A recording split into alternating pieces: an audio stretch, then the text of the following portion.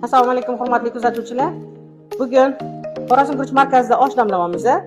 Guruchimizni qanaqa evitib damlash jarayonini ko'rsatib beramiz. Buning uchun Xorazmdan kelgan eng sifatli guruchlardan foydalanyapmiz. Hozir sizlarga bir tekada ko'rsatib o'tamiz.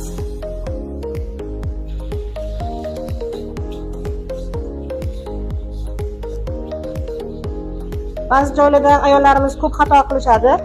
Guruchimizni nihoyatda ehtiyotkorlik bilan yuvishlikni tavsiya qilamiz.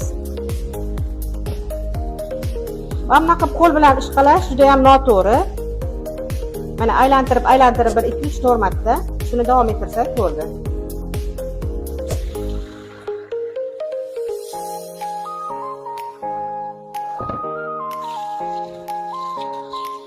Guruchlarimizni chiroyli qilib chayib yuvib oldik.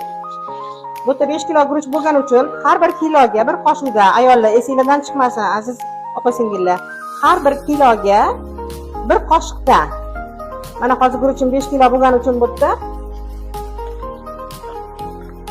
5 qoshiq tuz. Qoshiqimiz mana uyu 5 qoshiq tuz solib, mana chiroyli qilib aylantirib qo'yamiz. Buni 15-20 daqiqaga evitib qo'yamiz. Aziz opa-singillar, oradan 20 daqiqa o'tdi.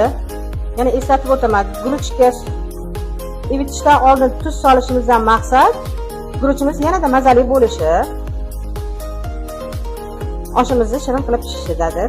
Mana guruchga ahamiyat bergan bo'lsanglar, evitmasimizdan oldin guruchimizning ahvoli o'zini rangidan ancha oqargan. Mana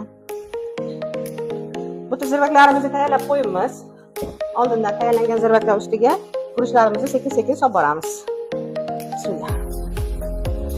Hurmatli kuzatuvchilar, guruch tanlashda adashmanglar. Xorazm guruch markazida har doim sifatli guruchlar sotiladi. Kelib o'zingizlar ko'rib xarid qilishingiz mumkin. Yana Xorazmdan keltiriladi. Mana guruchlarimizni solish jarayonimizni ko'ryapsizlar.